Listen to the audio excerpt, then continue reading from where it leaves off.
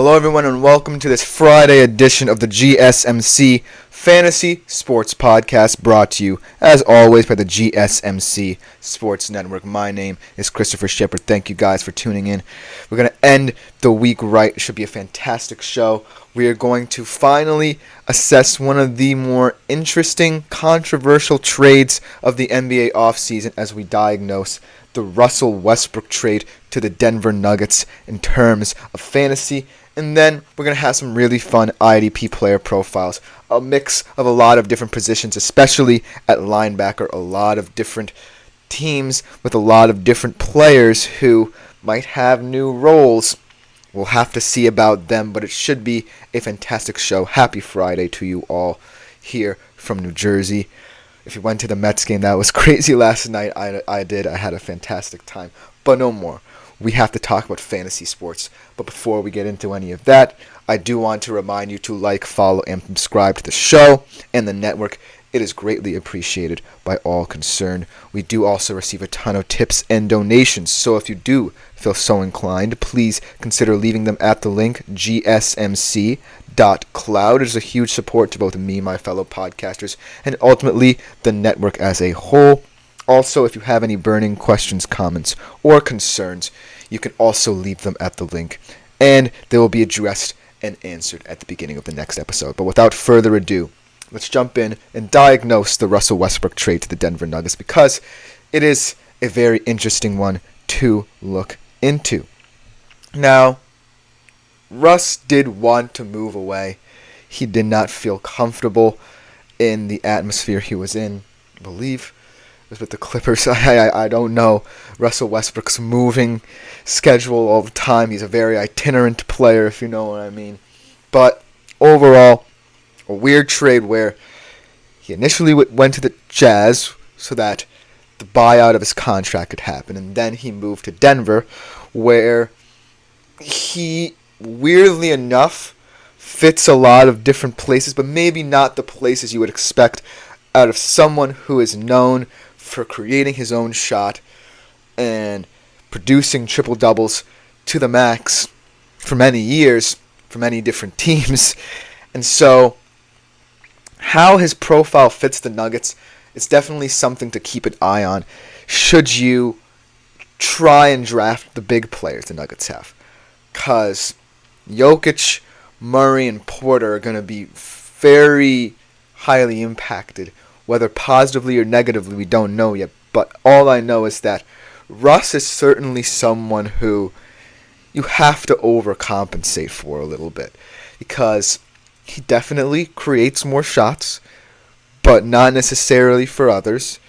And I'm not necessarily certain he's going to be a boon in terms of ball movement for the Denver Nuggets, because they need someone who can facilitate the ball, work inside and outside, also work off Jokic a little bit, because Jokic, who knows, he might be the primary ball handler in certain plays because of his prowess of passing the ball and distributing it. And so this fit certainly feels like one of the weirder ones. We know that many different teams were looking for backcourt help, the Nuggets in particular, especially off of the bench, because that's where the Denver Nuggets are really known for getting the most production out of some of the guys who you might not want to start. And so I think Russ kind of fits that sixth-man role for them, should his production points-wise rise. But he certainly isn't someone who I'm looking for off the bench and off my bench in terms of fantasy basketball for the upcoming season. Let's take a look at why Russell Westbrook is going to be very controversial on this team. I talked about the Denver Nuggets ball movement. I talked about how they facilitate a lot. I talked about how Jamal Murray's very drive and kick. Michael Porter's not afraid to take a shot, but ultimately all of these guys know that distributing the ball really helps their offense tick. Ultimately, when it ends up in Jokic's hands is when it really starts to tick. But they definitely know their positions, their independence, their level of freedom in this offense. Russell Westbrook, however, last year definitely did not have his best year. Career lows of 4.5 assists in 22.5 minutes. So, as you can see, he's not offering you much in the way of A, minutes, and B, production. And if he's just going to create more shots for himself and kind of be selfish in terms of, say, the mid-range game where he's more known for production, then this kind of seamless transition to this team is not going to work. The Nuggets GM clearly said they needed more help in the backcourt. But the way I see it, when I think of Nuggets help in the backcourt, I'm thinking about a guy who's willing to play more off the ball, allow Jokic to do his thing, allow the shooters on the Nuggets to shoot, and really create this high-profile offense that can attain a level of success. The reason the Denver Nuggets offense works is because Mike Malone can get the best out of a once-in-a-lifetime big man passer, a player who's so unselfish being the secondary scorer, and a guy who, has had his ups and downs throughout his career, but when he's on his game, he's on. And how Russ views himself in that dynamic, where there's an already established quote-unquote big three, certainly will dictate how much of the ball he sees, and if he gets it in positive ways. Because at this point in his career, there's a lot of stagnation with how he plays. There's a lot of frustration too. Time and time again, you're seeing Russell Westbrook take bad shots when he has players around him who A, are much better than him, and B, create better shots than him in terms of offensive production. Now he's on a team where, yes, you can be a little bit selfish, I guess, in how you play, but ultimately there's a star, there's a hierarchy, and there's an identity there. Here's why I like Russell Westbrook, though. For many years, he was much maligned for this area of his game because of the fact that he's quote-unquote stat patter and his triple-doubles were quote-unquote offensively centered. He's a good defender now. He is a good defender. He was the fourth best defender in terms of field goal percentage allowed. That has to say something.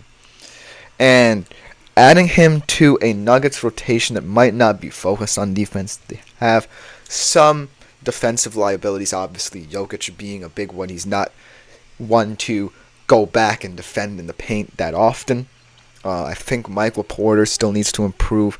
He has good length, but he needs to use it in more positive ways. So Russ certainly adds a dimension to this Nuggets defensively where you can get more aggressive later in games, as we saw kind of in a finals win over the Heat, where they really pressed them in transition. He could add to that because I really think that the Nuggets want to improve defensively because right now they are winning with offense. The bottom line is Russ definitely, in many ways, really picks up, if he starts with the bench, the intensity, maintains that intensity defensively at the very least. But in terms of fantasy, the bottom line is you can't always be defensively minded. Yes, it's a stocks kind of driven league now. It's a big man driven league now, and it's an offensively driven league now in terms of trying to find those fits for your fantasy team. But at the end of the day, if Russell Westbrook, oh sorry, mixing up my Russells, can't kind of combine the offense and the defensive side of the ball, if he's not on the same page with the Nuggets offensively, then I don't see many chances of success for him in terms of fantasy, and it could hinder a lot of the better Nuggets fantasy players, because the Nuggets are a very promising fantasy team. Nikola Jokic could go in some drafts first overall. I truly believe that. But when you add someone so volatile as Russ to the mix, it kind of muddies the waters for your team. Now, I think the overall profile of the Denver Nuggets heavily relies upon the depth of them. When I remember that 2023 winning team,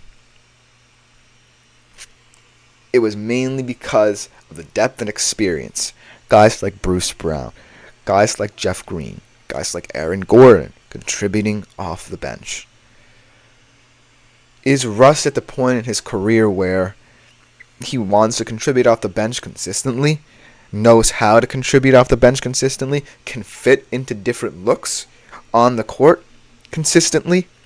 I'm not entirely sure, because he generally is more of a ball hawk. He's generally someone who wants to create his own shot, and his off-the-ball movement generally leaves something to be desired right now. He's a plus defender, which is something that the Nuggets do need. But when I think about quote-unquote help in the backcourt, as the Nuggets put it, I don't necessarily believe he's adding anything to this offense. This offense has cogs in the machine that work to the best of their abilities because they know what they want to do. And Russell Westbrook certainly is a disruptor.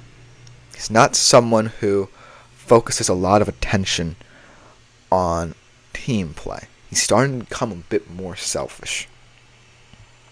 When the Denver Nuggets preach selflessness. So overall, he's not the best kind of profile for the Nuggets. He certainly adds something in terms of the backcourt.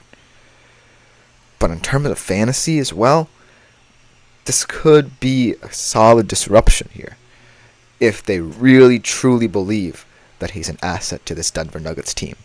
That'll just about do it for this segment. Coming next, we transition to our IDP player profiles for the day, and a guy who's transitioning to a new team as well in the NFL, who's definitely going to have some questions about the power dynamic there. You definitely don't want to miss this segment. We'll be right back after the break on the GSMC Fantasy Sports Podcast. I feel like I'm losing my mind.